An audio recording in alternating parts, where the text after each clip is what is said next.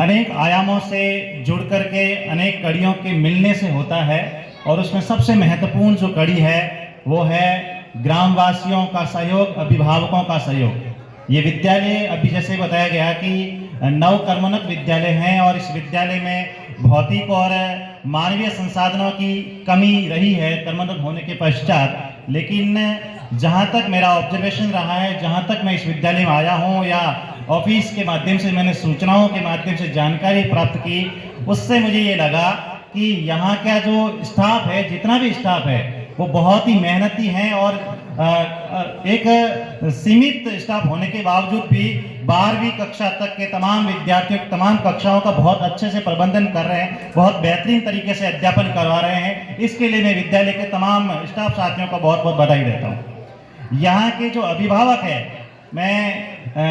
मुझे वो बात याद आती है जब अधिशेष हुआ, कार्मिक सब अधिशेष हुए, तो उसके बाद में यहाँ के जो आसपास के जो अभिभावक थे, यहाँ के जो जनप्रतिनिधि थे, उन्होंने विद्यालय की समस्या लेकर के ऑफिस में 2-3 बार आए। एक बार तो ताले भी जड़े शायद, हाँ 2 बार ये कंडीशन आई। तो इससे ये लगता है कि वास्तव में आप लोगों का विद्यालय के प्रति जो एक सकारात्मक रवैया है, आपका जो विद्यालय के प्रति एक सकारात्मक रुख है, यही साबित करता है कि हम शिक्षा के प्रति कितने समर्पित हैं, शिक्षा के प्रति कितने जागरूक हैं। इसलिए मैं आप सबको बहुत बहुत बधाई देता हूं कि आप इतने जागरूक हैं। जो भी हमारे पास संसाधन है, जितने भी संसाधन है, उसका सकारात्मक उपयोग करने में आपका सकारात्मक सहयोग रहता है। बहुत बहुत आभार आपका। सिस्टम है, व्यवस्थाएं हैं, सरकारी सिस्टम है, एक प्रक्रिया के तहत शिक्षक आते हैं जाते हैं, ये चलता रहता है, अनवरत प्रक्रिया है। लेकिन उसके बावजूद भी आप कड़ी से कड़ी और कदम से कदम मिलाकर के विद्यालय के प्रति सकारात्मक रुख रखते हैं। इसके लिए बहुत बहुत आभार आपका शिक्षा विभाग की ओर से। वार्षिक उत्सव जो होता है, ये एक ऐसा दिन है, एक ऐसा समारोह है जिसमें पूरे साल की गतिविधियों को एक मंच के माध्यम से ग्रामवासियों के सामने बच्चों की प्रतिभाओं को निखारने का, उनको एक मंच देने का और उनकी जो उपलब्धि है उनको प्रोत्साहित करने का बहुत अच्छा अवसर होता है। यहाँ पर मैं देख रहा हूँ कि बहुत अच्छी बालिकाओं ने बहुत अच्छी प्रस्तुति यहाँ पे दी। सीमा जी पोटर मैम ने जो बच्चों का यहाँ पर जो नृत्य की तैयारी करवाई, उसके लिए मैडम आपका बहुत बहुत आभार। आपकी मेहनत का ही परिणाम है कि ब्लॉक स्तर पर भी जो युवा महोत्सव था, तो आपकी बालिका यहाँ से द्वितीय स्थान पर रही थी पूरे ब्लॉक में। इसके लिए भी आपको बहुत बहुत बधाई, बहुत बहुत शुभकामनाएं। अब बात करता हूं मैं मुद्दे की।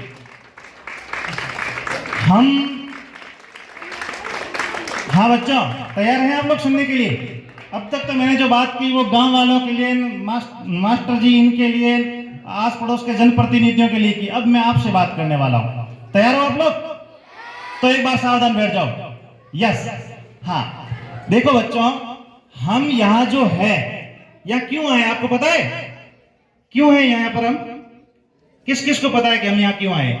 हाथ खड़े करो देखे। 1 2, कितने जनों को पता है कि हम क्यों हैं यहाँ पे? बस, बाकी वालों को नहीं पता?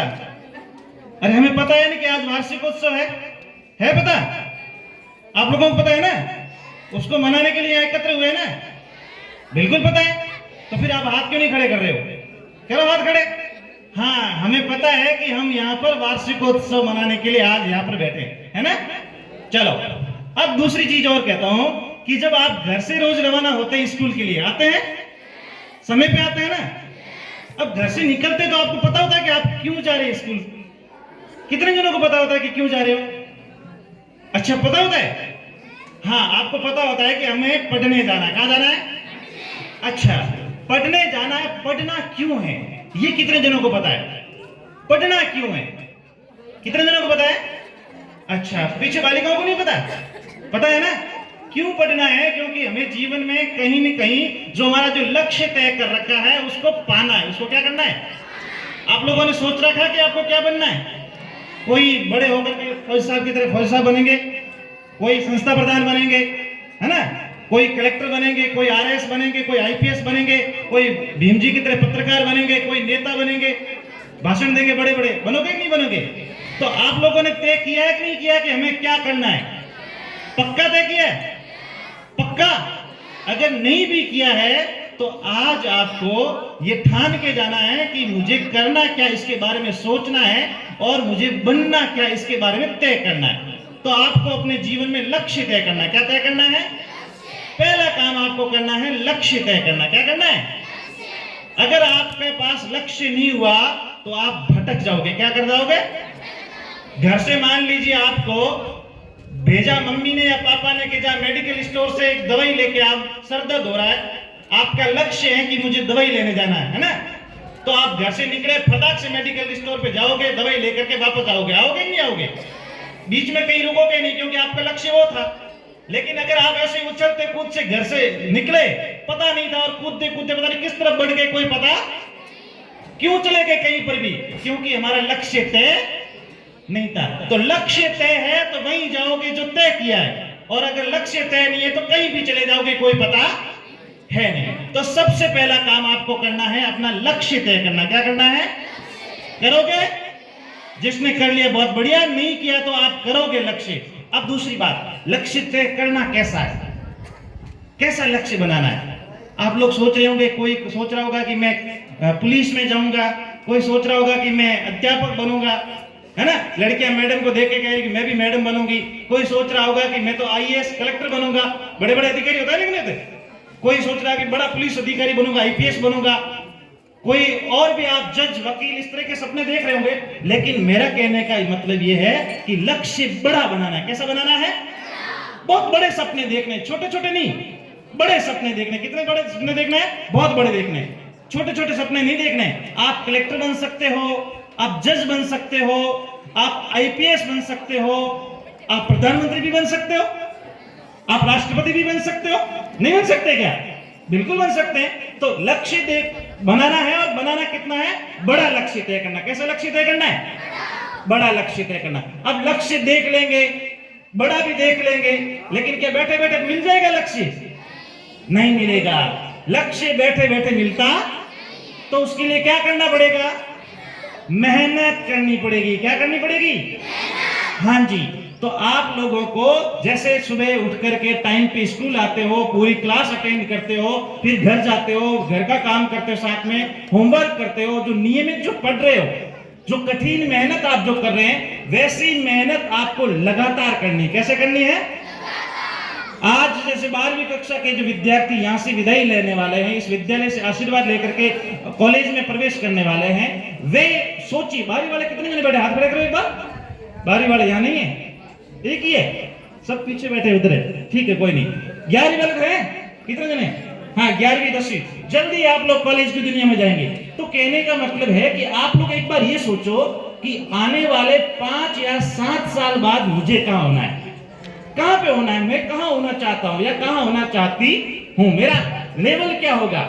5 साल बाद मैं, लड़कियां सोच रही होगी कि भाई मैं क्या करने वाली हूँ, लड़के क्या सोच रहे हैं, अपने अपने लक्ष्य।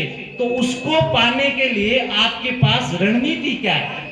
अब देख बेटा, हेलो हेलो, रणनीति क्या करनी है? एक बहुत बढ़िया प्लानिंग बनानी, रणनीति बनानी कि भाई आपने सोच लिया कि मुझे मास्टर बनना है, आपने सोच लिया कि मुझे कलेक्टर बनना है, तो उसको लक्ष्य को पाने के लिए, वो बनने के लिए मुझे करना क्या पड़ेगा, किस तरह से मेहनत करनी पड़ेगी, किस तरह से कठिन मेहनत की आवश्यकता है, वो प्लानिंग, वो रणनीति, वो एग्जीक्यूट आपको करना पड़ेगा। बिना रणनीति, बिना प्लानिंग के आप कार्य में सफल नहीं हो सकते। हवाई जहाज को देखा है जाते हुए? देखा है ना? हवाई जहाज चलता है, उसके अंदर फ्यूल होता है ना, जैसे मोटरसाइकिल चलती है उसके अंदर पेट्रोल डालते हैं, हवाई जहाज में भी ईंधन होता है ना, फ्यूल, उसके ईंधन से, उस फ्यूल से चलता है। लेकिन वो ऐसे थोड़े कि ईंधन डाल दिया अब चला जाएगा, नहीं।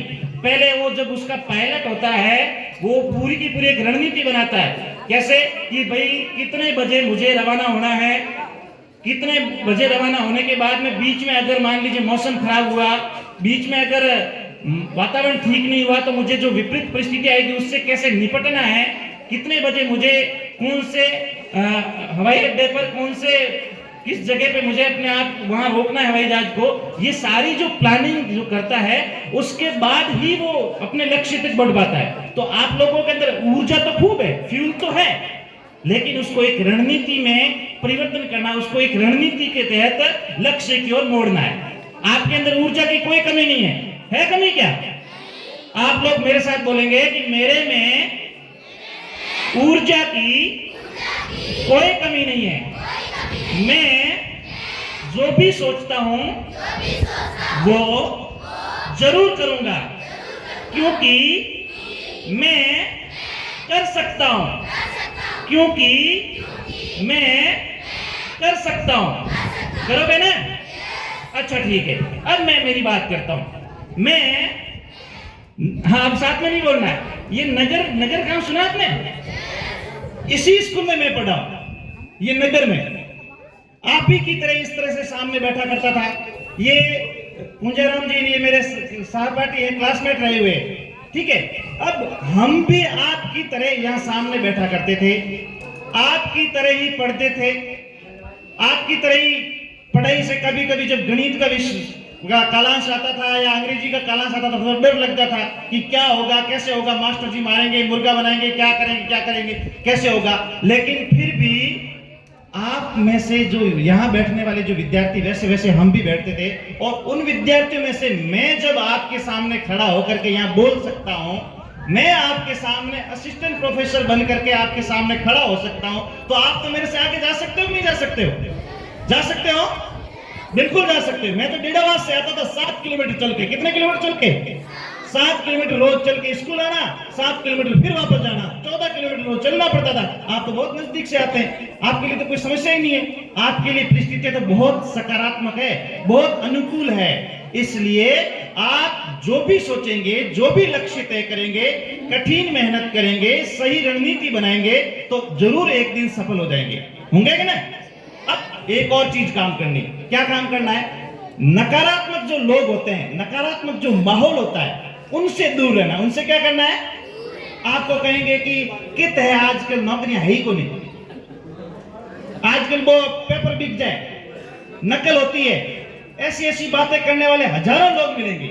ऐसा कहेंगे कि बीएड करने वाले घने ही बैठा है, आजकल बीएड करने वालों का तो कोई कमी है ही नहीं, ऐसे माहौल में कहां नौकरियां मिलेगी। ऐसे कहने वाले बहुत सारे लोग आपके आसपास में, सबसे ज्यादा आपके परिवार में मिल जाएंगे। आपको मिलेंगे नहीं मिलेंगे? ऐसे लोगों की बातों पर आपको ध्यान नहीं देना है, क्योंकि ऐसे बातें करने वाले जिंदगी भर बातें ही करते रहते हैं, और जो मेहनत करता है वो रिजल्ट आता है तो घर में मिठाई बांटता है कि लो मम्मी पापा मेरा सिलेक्शन हो गया, मेरा चयन हो गया। तो आप लोग ध्यान रखेंगे, ऐसे नकारात्मक लोगों से क्या रहना है? दूर रहना है। नकारात्मक लोगों से दूर रहोगे तो जरूर है वो आप सफल हो जाएंगे। मेरा 2015 में पुलिस में सिलेक्शन हुआ। किसमें हुआ? लेकिन मेरे को पुलिस की नौकरी पसंद नहीं थी, नहीं आई पसंद, तो मैंने छोड़ दी नौकरी। ज्वाइन करने से पहले छोड़ दी। अब जब छोड़ दे तो क्या कहते हैं गांव वाले? पहली नौकरी है छोड़ दी, अब दूसरी नौकरी मिले को नहीं। साफ साफ पहली नौकरी को ठुकरा दिया, दूसरी नौकरी मिलने वाली है नहीं। फिर भी मैंने हिम्मत हारी नहीं कि मैं तो देखा जाएगा, जो होगा सो होगा, मैं तो ये नौकरी ज्वाइन करने वाला नहीं हूं। 2016 में व्याख्याता की भर्ती आई। अब मैंने मन लगाकर पढ़ाई करी। अब वो जो लोग गांव वाले कह रहे थे ना कि पहली नौकरी छोड़ दी, अब दूसरी नौकरी मिलेगी नहीं, ठुकराई हुई चीज को वापस नहीं पा सकते, अब ऐसे लोगों को जवाब देने के लिए और दुगनी मेहनत करनी पड़ती है। करनी पड़ती नहीं करनी पड़ती? तो मैं अपने जो लक्ष्य था उस पर पूरा फोकस किया कि अब तो मैं उन लोगों को दिखाऊंगा कि मैं दूसरी नौकरी भी ले सकता हूं। और मैंने मेहनत करी, जम के मेहनत करी, तो पूरे राजस्थान में 125वीं रैंक से मेरा सिलेक्शन हुआ। कितने रैंक से हुआ? जो कह रहे थे कि पुलिस की नौकरी एक ठुकरा दी तो दूसरी नहीं मिलेगी, तो हो सकता है ना? तमाम धारणाओं को आप बदल सकते हैं अगर आपके अंदर जुनून है तो। लेकिन फिर भी मेरी जो गाड़ी थी वो रुकने वाली बात थी नहीं। मैंने कहा कि मेरा लक्ष्य, जो मैंने अभी आपको बताया लक्ष्य, मेरा लक्ष्य व्याख्याता बनना नहीं था। मेरा लक्ष्य था कि मैं कॉलेज में असिस्टेंट प्रोफेसर बनूं। ठीक है, तो उसी दौरान मैंने असिस्टेंट प्रोफेसर की परीक्षा दी और उसमें मैं इंटरव्यू दिया। इंटरव्यू के बाद मैं मात्र 0.69 से पीछे रह गया। कितने नंबर से रह गया? एक नंबर से नहीं, 0.69 से, मात्र 0.69 से। फिर भी मैं हारा नहीं। 2017 में जब मैंने पढ़ाना शुरू किया स्कूल में, 4 साल तक लगातार पढ़ाया स्कूल में, फिर भी बार बार बीच में परीक्षा देता रहा, चयन नहीं हुआ। फिर 21 के अंदर मैं विभाग के अंदर आ गया, विभाग का काम देखने लग गया, ब्लॉक का काम देखने लग गया। फिर 23 में फिर भर्ती आई और उसके बीच में एक और भर्ती आती है, उसमें भी फिर मैं वापस 2 नंबर से रह गया। लेकिन इस बार फिर मैंने वापस जम के तैयारी करी, तो मैं फिर वापस पूरे राजस्थान में 128वीं रैंक से चयनित होकर के आपके सामने खड़ा हूं, है ना। तो कहने का मतलब है कि मैं भी गांव का रहने वाला, मेरे पिताजी भी खेती करते हैं, मेरे पिताजी भी जीरा बोते हैं, मेरे पिताजी भी वो बाजरी, मूंग, मोठ ये सारी खेती करते हैं, और वो सब स्थिति, वो सब परिस्थिति जो आपके घरों में है वो मेरे घर में। तो मेरे पिताजी मुझे पढ़ा करके यहां पहुंचा सकते हैं, तो आप तो मुझसे बहुत अच्छी स्थिति में, तो आप तो कहां जा सकते हैं, मुझसे भी आगे जा सकते हो ना। तो आपको डरने की जरूरत नहीं, हिम्मत हारने की जरूरत है नहीं। और जो माताएं बैठी है, जो अभिभावक बैठे, उनसे मैं विशेष कहना चाहूंगा कि हम लोग समाज के कार्यक्रमों में, धार्मिक कार्यक्रमों में खूब बढ़ चढ़ के हिस्सा लेते हैं, लेना भी चाहिए, ठीक है, लेकिन उतना ही बढ़ चढ़ करके हिस्सा हमें एजुकेशन पे देना चाहिए। हमारा ध्यान, हमारा इन्वेस्टमेंट है वो बहुत बेहतरीन तरीके से शिक्षा पर होना चाहिए। अधिक से अधिक अगर हमारा पैसा जो शिक्षा पे खर्च करेंगे, तो ये जो हमारे बच्चे हैं, ये हमारी जो भारत का भविष्य है, ये हमें उससे कई गुना वापस लौटाएंगे। क्योंकि अगर हमारा धन है वो सही जगह चला गया, हमारा जो संतान, हमारे जो पुत्र पुत्रियां हैं, उनके ऊपर इन्वेस्टमेंट कर दिया, तो वो लौटा देंगे। नहीं तो धन कमाया हुआ कोई काम आने वाला नहीं। कहते हैं ना कि पूत सपूत तो क्यों धन संचय, पूत कपूत तो क्यों धन संचय। अगर पुत्र सपुत्र है तो आपका पैसा है, कमाने की जरूरत है नहीं, संचय करने की जरूरत नहीं, वो कमा लेगा। और अगर पुत्र ही कपूत है तो कितना भी आपने करोड़ों के पैसे कमाए हैं, वो आपके कुछ ही दिनों में क्या कर देगा, उड़ा देगा। इसलिए हमारा अधिक से अधिक पैसा है वो शिक्षा पे खर्च करना चाहिए। एक और चीज, ये जो छोटे छोटे बच्चे हैं, ये कल का भविष्य है हमारे समाज का, हमारे परिवार का, हमारे देश का। तो ये जैसे बनेंगे वैसा हमारा देश बनेगा, वैसा हमारा समाज बनेगा। इसलिए इनको पढ़ाई के साथ साथ में एक अच्छे संस्कार देना भी बहुत जरूरी है। पढ़ना है, साथ साथ में अच्छे संस्कारवान बनना। क्या बनना है? अच्छे संस्कारवान बनना है। संस्कारवान बनोगे तो आपके कंधों पर भारत का भविष्य है। किसका भविष्य है? आप अच्छे बनोगे तो भारत भी क्या बनेगा? आप अच्छे बनोगे तो समाज अच्छा बनेगा, आप अच्छे बनोगे तो आपका परिवार अच्छा बनेगा। इसलिए हमें शिक्षित होना है, साथ साथ में संस्कारित भी होना है, अच्छे संस्कारवान भी बनना है। तो आज ये सारी चीजें जो मैंने बताई, इनसे आप ये सीखेंगे कि मैं कुछ भी कर सकता हूं जो मैं सोचता हूं, और उसके लिए मुझे कहीं अच्छी सिटी में, अच्छे महानगर में पैदा होना कोई जरूरी नहीं है। आप जब कॉलेज की दुनिया में जाओगे, देखोगे बहुत से ऐसे विद्यार्थी मिलेंगे जो फराटेदार इंग्लिश बोलते हुए पाए, देखेंगे कि फराटेदार इंग्लिश बोलते हैं। आपके ड्रेस कोड में, उनके ड्रेस कोड में रात दिन का अंतर होगा। ड्यू यूनिवर्सिटी में, जेएनयू यूनिवर्सिटी में, अलग अलग बड़े बड़े कॉलेजेस में पढ़ने वाले बच्चे आपके सामने आएंगे। लेकिन आप जब अपने आप को उनके सामने कंपैरिजन करोगे तो देखोगे कि यार वो तो मेरे से बहुत आगे। लेकिन ऐसा बिल्कुल भी नहीं है। यहाँ के बच्चे बाजरी की रोटी और प्याज का झारा करने वाले जो लड़के हैं, वो पिज्जा बर्गर खाने वालों को कई बार पछाड़ चुके हैं और आगे भी पछाड़ते रहेंगे। अपने गांव वालों को कभी कमजोर मानना है नहीं। अपने आप को कभी भी कमजोर मत मानना। आप एक चीज हमेशा ध्यान रखिए, अपने आप के ऊपर भरोसा रखें। किस पे भरोसा रखें? खुद पे भरोसा रखें। हम गांव से निकल करके बड़े बड़े शहरों में पढ़ने वाले बच्चों को पछाड़ सकते हैं, तो आप तो बहुत अच्छे से उनको पछाड़ दोगे, है ना। ये चीज आपको विशेष करके ध्यान रखनी है। बाकी बहुत सारी चीजें हमारे अनुभवी मंच पे बैठे हैं वो भी बताएंगे। आप लोग मेहनत करिए और सकारात्मक रहिएगा।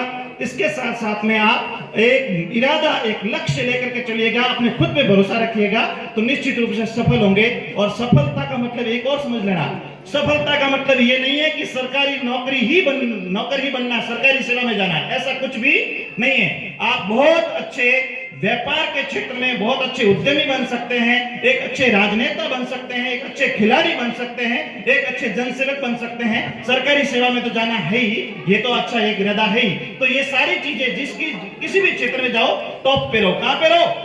टॉप पे रहो। ये आपके जीवन में होना चाहिए। इस चीज को ध्यान में रखते हुए आगे बढ़ेंगे। मेरी बहुत बहुत शुभकामनाएं आप प्यारे बच्चों को, और बहुत ही शुभकामनाएं इन विद्यालय परिवार को कि आपने बेहतरीन वातावरण इस विद्यालय में तैयार किया है। और बहुत बहुत आभार ग्रामवासियों का कि आपका सकारात्मक सहयोग हमेशा इस विद्यालय के प्रति रहता है। बहुत बहुत धन्यवाद। Thank you so much.